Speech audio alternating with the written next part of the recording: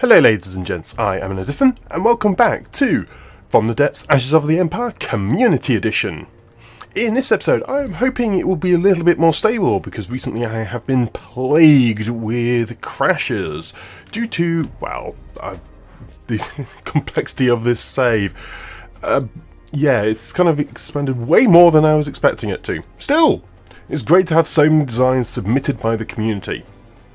I hope to continue to be able to show off as many as possible, though at the current rate I have a feeling I might end up completing the campaign before I get to show everything off, but we'll see how it goes. Regardless, let us have a look at today's designs, starting with a design by Void, the Stolverm, light tank. So let's see what this is. An asymmetrical turret there, nice. Got a couple of missiles which look like they are Beam Rider ram fragmentation things, that's always good. And then a fairly simple gun there. Right, interesting. Let's have a look at the intake. So it is a hollow point fragmentation. Nice! So this should do decently well against most targets. It's quite lightweight, so I will only send it against, well, try and send it against something relatively weak. Steel Empire thing. Not buildings, tanks. What isn't too ridiculously tough? Brush cutter? I think the brush cutter might kill it, but we'll see how it fares.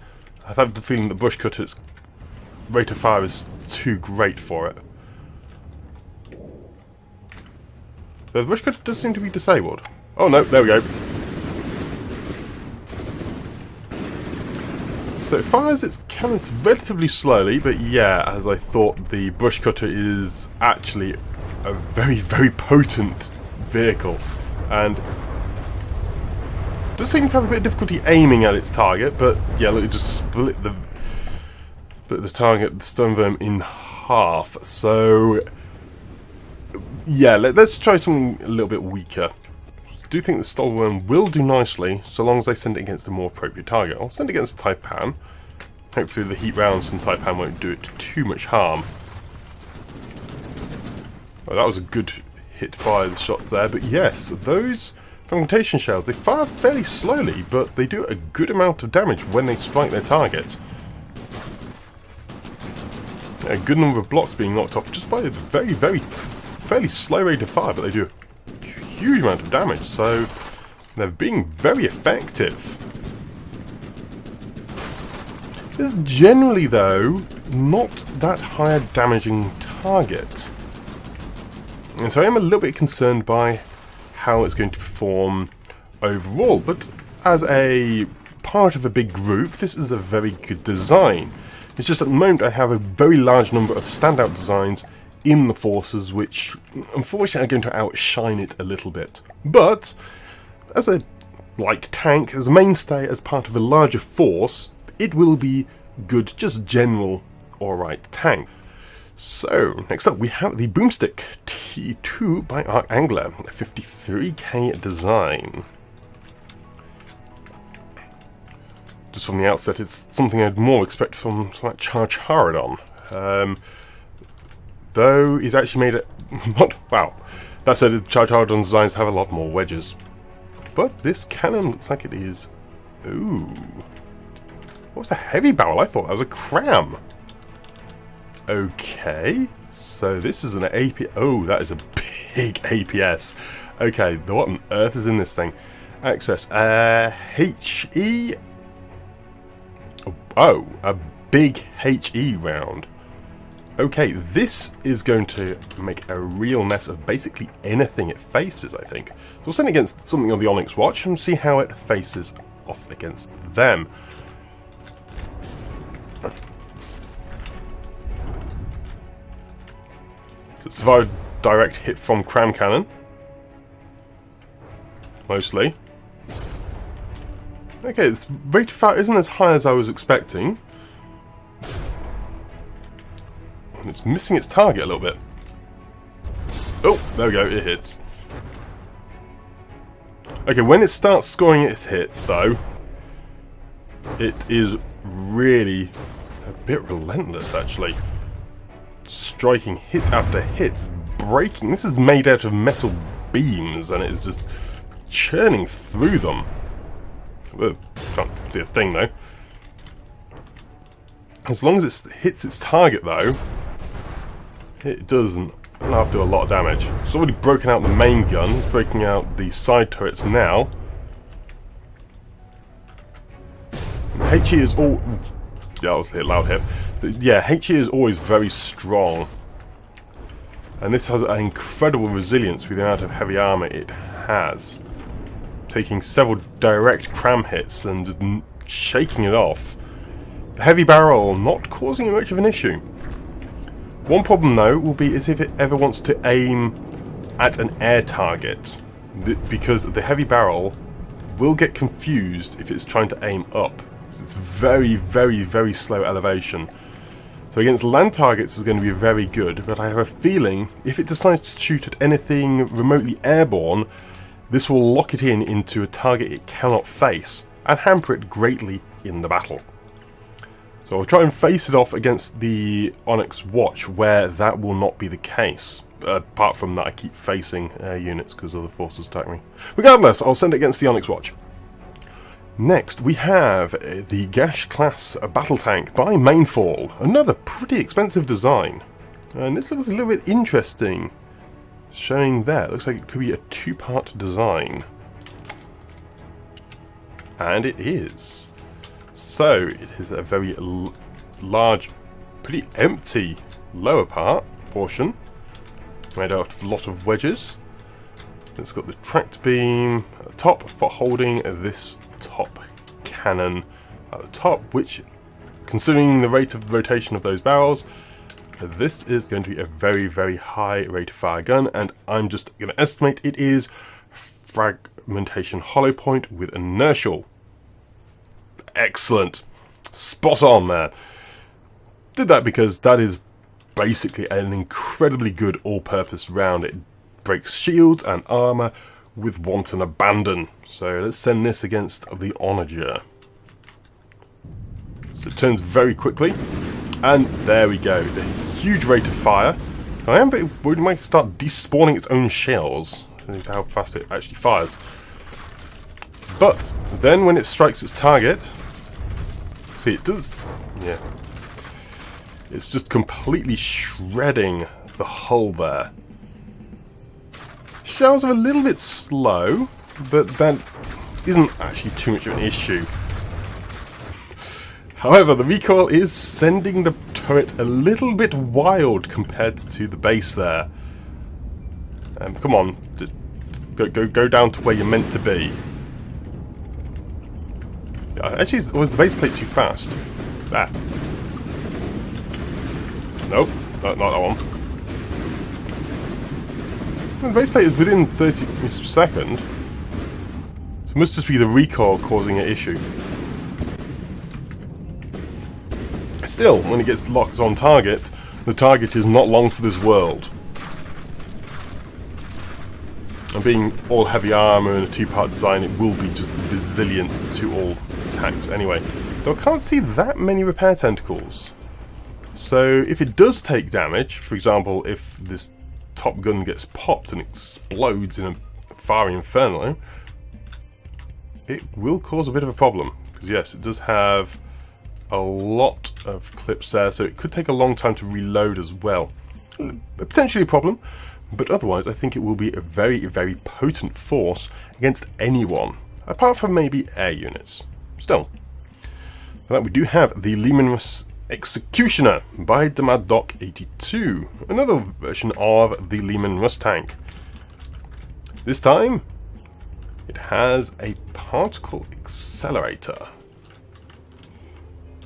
A nice glow around the barrels there to make it look like the 40k plasma cannons. And as the side sponsons this time, it's having, well, large guns by the looks of it, rather than the normal rapid fire ones, which they have in most cases, which is interesting. Well, let's see how it fares. There it goes, fires, particle accelerator. And there go the two shells. Ah, they got blue tracers to make them look like plasma bolts. Nice feature. I was wondering how the Mad Dog would make it look like the triple plasma accelerator version, which you generally field if you are using the Executioner. Well, when I played 40k, it was the design you do. It's probably changed. The meta will have changed by the time this video has come out, I'm sure. Actually, I think at the time of the video it's about 3 versions on since I last played 40k. Still, there's a very nice strike caused by the plasma cannon at the side sponson there. In fact, that seems to be doing more damage than the main gun, though. I think the main gun just got blown up. Yes, it did. That would be why it's not firing. Still, being able to have side weapons which are strong enough to cause significant damage, and then when the main gun does strike, it also causes a lot of damage. It is a mark of a good design, where the side cannons don't... Well, main gun is definitely the main weapon, but the side weapons mean that you are actually still able to function as a proper combat vehicle without the need of the main gun. Something which I always have a problem with. I normally make very more monitor style ships where I only have a single gun, which if it's destroyed, basically renders it useless. So, this sort of design, very nice. Sort of good resilience method of having lots of redundancy. And it's incredibly resilient. It's been taking these hits, direct hits from these cram cannons remarkably well, though I think it's almost defeated. But it is a fraction of the points of the Lucian, so there is that. Yeah. Lucian is doing pretty well there. Yeah. It's a lot cheaper than Lucian, and it's doing really well. I think it will eventually win on this battle, predominantly due to its repair capabilities, but it's a very good design. I'm happy to be utilising it in the campaign. Last up we have the Snow Cheetah 4A1 by KO56, a 35k design, which isn't painted white. I was expecting them with Snow Cheetah to be white at least, or at least be snow camouflage. Still, it has an interesting looking gun there. So is that a... No, it doesn't have a direct feed at the top there. Ah, it's a... Yep, rapid fire sabot gun at the top. Yep, that's sabot's in there. And then a... what looks like a fairly rapid fire main gun. Oh yes, that is definitely a rapid fire main gun. Those are some big shells. And they are ejected, so that will keep it safe from its targets. Also some very accurate features to more modern style tanks. I do like the fact the utilisation of the ERA here at the side to give it this nice patterned side there. Along with the 2 different tones of metal, just to give the shape and colour of it without actually utilising paint. Nice little feature. So I'll send this against a Sentinel. Okay, that's a very fast shell, and a rapid firing shell at that. So fast and rapid firing. And it's... Oh, wow. I chose a good target to shoot against. Right, because that was strong Hesh rounds there, though it looks like it took a nasty critical hit from the cram, unless it will only fire about 8 rounds before having to reload, which could also be the case. Let's give it a moment. Just took that hit on the nose, so that's good. Yeah, so it fires them in short bursts of 8 or so rounds, but those 8 rounds are doing a truly ridiculous amount of damage to Onyx Watch, and basically anything predominantly metal or heavy metal, due to the high damage spalling there. Very nice. So we'll destroy the enemy vehicles and then send it against something else. So I just want to see how well it is against, in terms of resilience. So I'm going to send it the Rhino. So it will actually take a lot of damage. In theory. I say in theory because it's actually taking the hits really, really rather well. Took that bombardment of cram. Well, and there we go. Again, it took a very nice bombardment of cram. It's been disabled. Well, the track's been disarmed.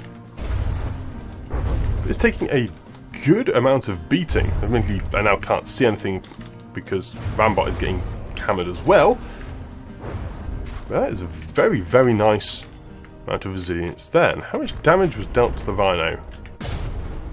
Okay, I can't actually see, but Neptar's too heavily damaged now. Okay, so the tank is still taking a lot of hits and it has just vented its shells, but that took a long time before it did vent those shells. And those shells are probably going to kill me, aren't they? Anyway, what was damage dealt to the Rhino? I don't think too much was done. No, it looks like it missed the target. The Rhino is, after all, a very, very powerful elite unit. So I wasn't expecting it to do too much damage, but the resilience of this tank is remarkable. And it is now actually dead. Yep, it's down to just a fraction of its hull now, losing its main turret. But that resilience did allow it to survive an incredible bombardment from the Rhino. And it was able to keep firing and be combat effective despite being disabled quite a way into the battle, which is very important for taking on the enemy. But we won't know until we utilise them in the campaign to see how effective they are. So let us do so. So I think all of the new vehicles will do well in the Onyx Watch Force. So I will head over there and add them in now. No, let's... Okay, we're going to probably get forced into a battle before I want to at this point. But let's just quickly spawn it in the new designs, and hopefully we'll be able to spawn them in before combat occurs.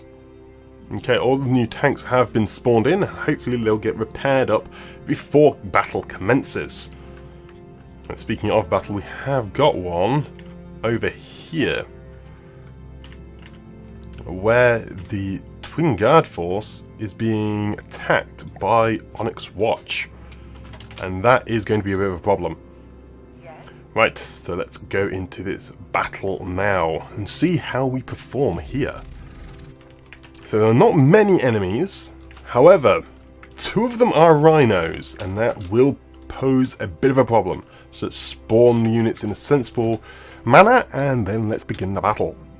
So yes, it is a bit of a problem with these rhinos. Going to see what they fire at and how we're going to be able to combat them. The other designs, not too much of a problem with, because these two are in the ground, so they're going to miss their initial marks.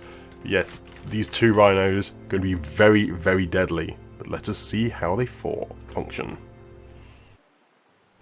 Yeah, the two rhinos are quite a bit more deadly than everything else, and yeah, weird glitch of the camera there. But yes, the big barrages from those rhinos heading straight out towards my forces, but thankfully the majority of them do fall short of their intended target there.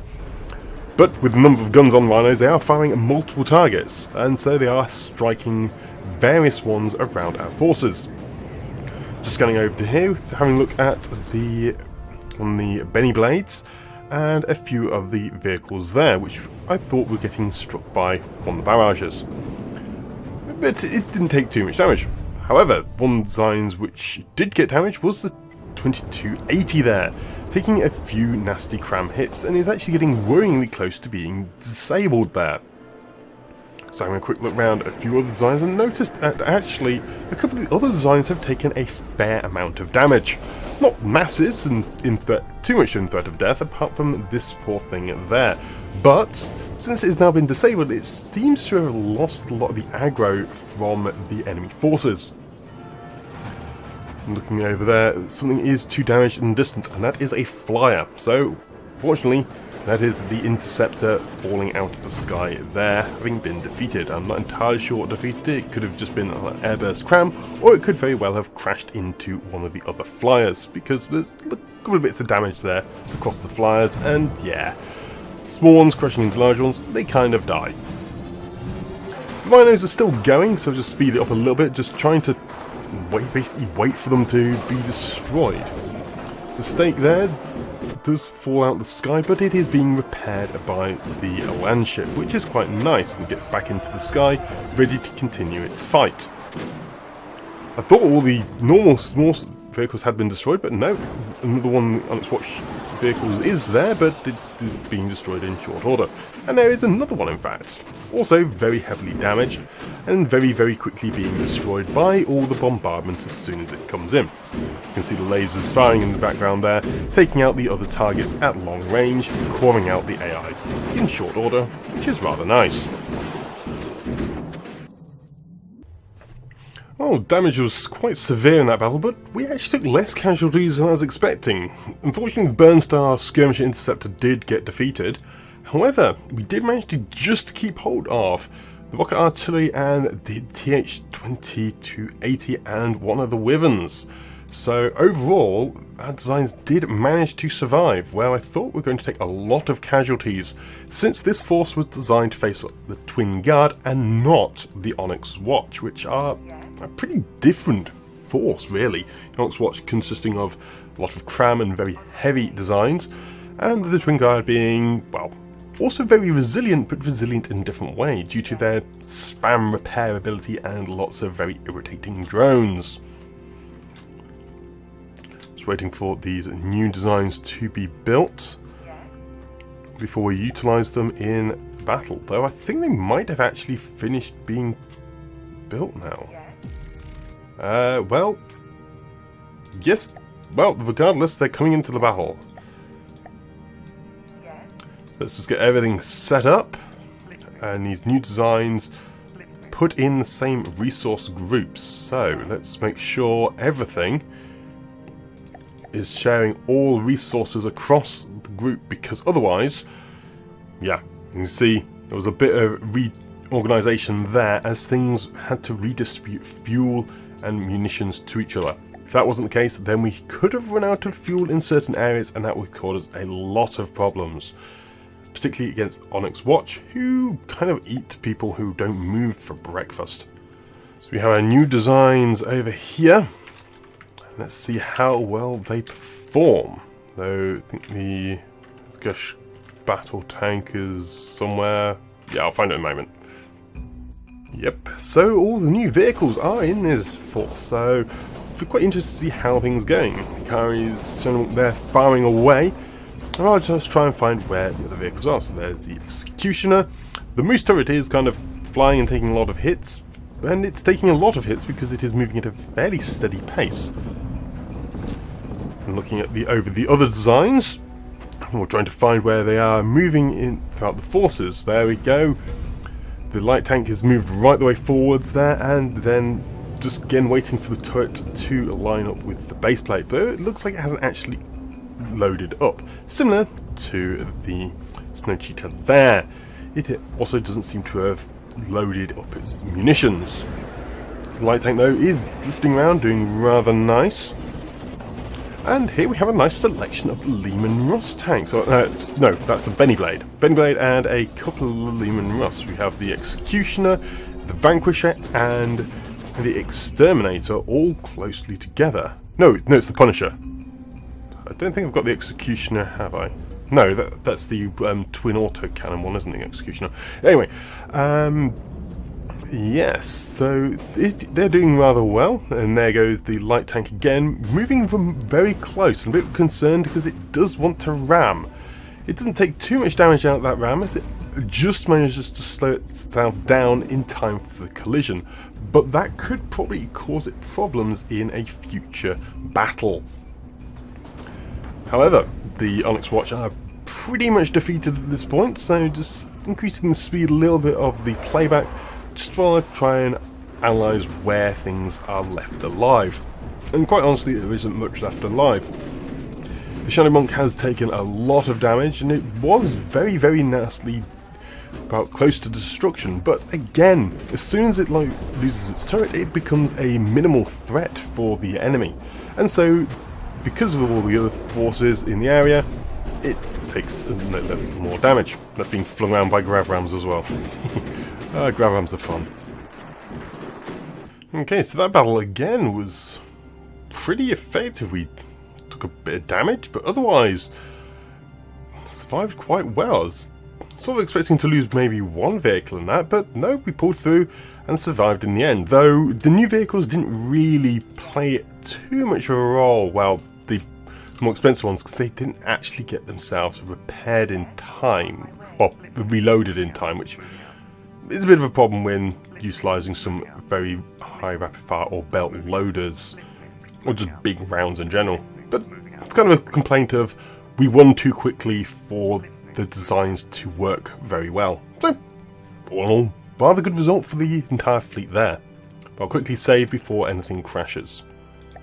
One thing I have noticed, my materials are being reduced rather rapidly. I thought I was doing well with materials, but apparently not. It's just due to the sheer volume of vehicles we spawned in, the values of them. But they're being effective, so can't really hold it against them, I guess. Ah, radar balloon has been attacked.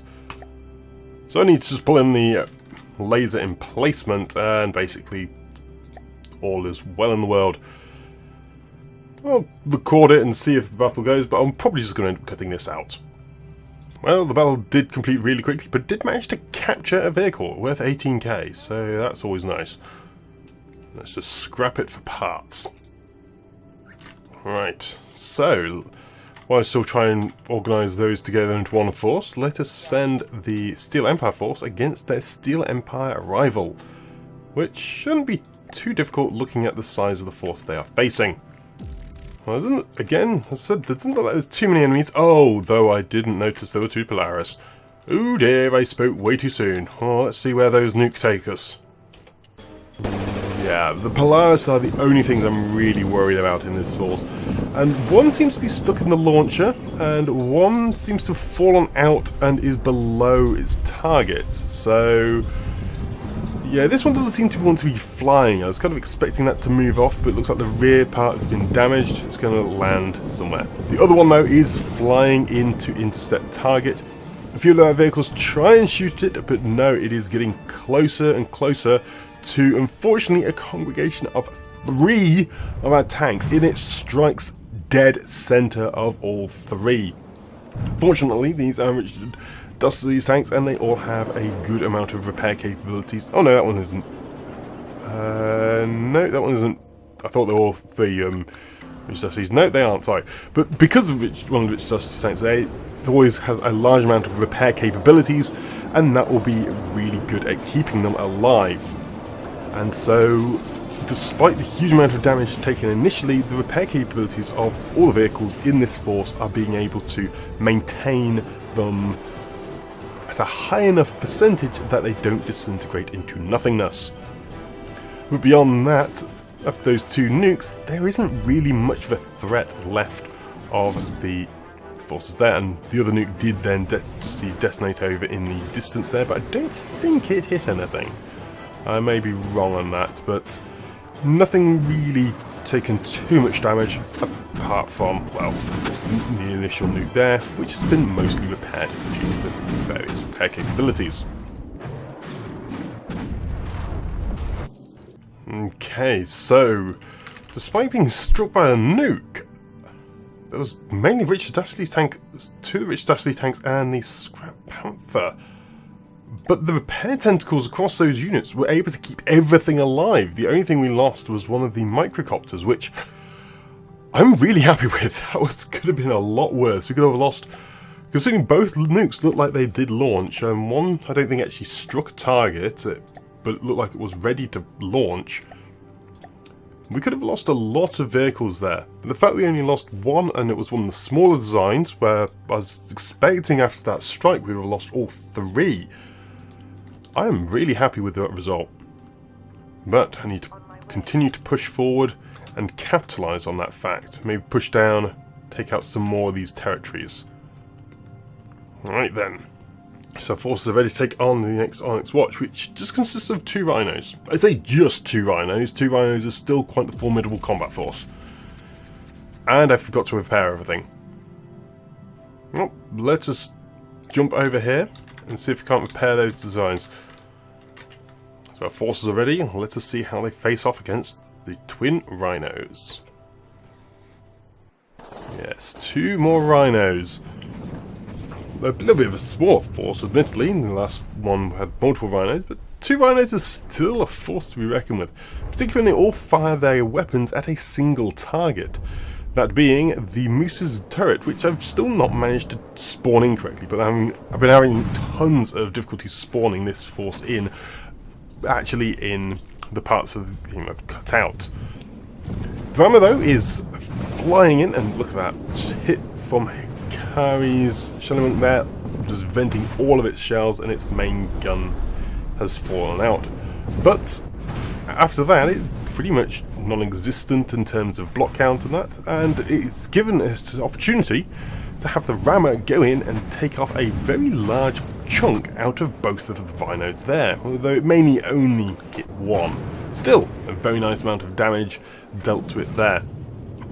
The Moose turret there is taking a good beating, but it's going to be getting repaired by the rest of the forces very soon. You can see just aside there, Shellymonk is quite heavily damaged, but nothing is being shot at it.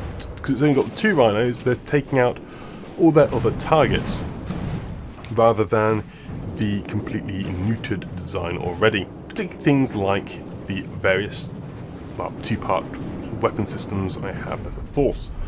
There we go, that light tank again deciding to ram friendlies this time, and I think that's going to cause it lots of trouble. All the forces are having a bit of a collision problem, but it is so, and that is going to be racking up the repair bills. As you can see there, the repairs are costing a fair amount, and if we keep ramming into each other, that's going to just escalate more and more, and have potential that if we don't keep facing high value targets, they're going to run out of material, which would be devastating. Still, if that happens, any vehicles which die can be used for salvage, and then everything will be fine. Just try and despawn things in the background quickly, but it didn't really help. Well, that was rather effective. What I did quite like was the fact that the Shadow Monk took a really nasty strike, but since it lost its main gun, it then became completely worthless target for the enemy to even bother about, so then it didn't take any damage at all. Oh, and we're actually going into combat before I was ready for it. Right, who are we going into combat? I think this is the Twin Guard Force. Excellent. Well, this can be the last battle of this episode. So we're mainly facing a load of mechs, which means this battle is going to drag on a fair bit while we wait for the repairs to go. A couple of laser drones and a repair drone as well. Okay, let's see how it goes. I always kind of dread facing a lot of the Twin Guard due to their insane repair capabilities. However, this was quite nice. The first initial strike, well, they just blew up, I think, as 2 designs actually spawned within each other. It didn't look like it, but they were. Twin Guard also have a good amount of lambs, it seems, in this force, which is proving to be rather irritating for our combatants. Though, the smoke they have isn't deploying very well, allowing all our weapons to do wonderfully. And also, despite having a good land system, these missiles are doing an insane amount of damage, just punching straight through, just because of the sheer amount of health they have, and took out a very large chunk of the front of the force. Because although it didn't do much damage to the hull, the big cones of the fragmentations took out all the vital components, such as the barrels of all the weaponry, and essentially disabling the target without destroying it, which is a very, very good thing to be able to do. Since if you're able to disable the target very quickly, then it can't harm you any further, whereas destroying it can take a lot longer, particularly if something has a lot of heavy armour, which these designs do have a fair bit in their core. And that's the case for most Ashes of the Empire vehicles. This actually force took a very, very short beating. I didn't have to cut much out of this battle at all, unlike most combats I have had with the Twin Guard, where I've had to cut out huge sections while the drones and the mechs just take a very long time to be defeated due to the insane repair capabilities. Still, they could have done better, and I still think this force is lacking a little in areas. Well, that battle went really very quickly. Barely any damage at all received, and repaired all in a single tick there. Fantastic.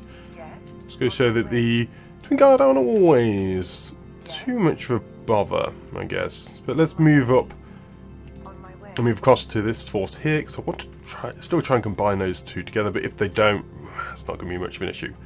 Still, I'm going to end the episode here. So, whoops, let's go back to the map view. Just observe our forces. So we're doing quite well. We've got a little bit of resources, a little bit low on fuel actually. So I'm probably going to send the logistics up to these forces just to refuel them. This one's a little bit low and they don't actually have a logistics anywhere nearby. So that could be a little bit of a problem. Let's just send the hauler over to help them. But I think we'll actually end the episode there. So, thank you very much for watching this episode of From the Depths Ashes of the Empire campaign with myself and Diffin.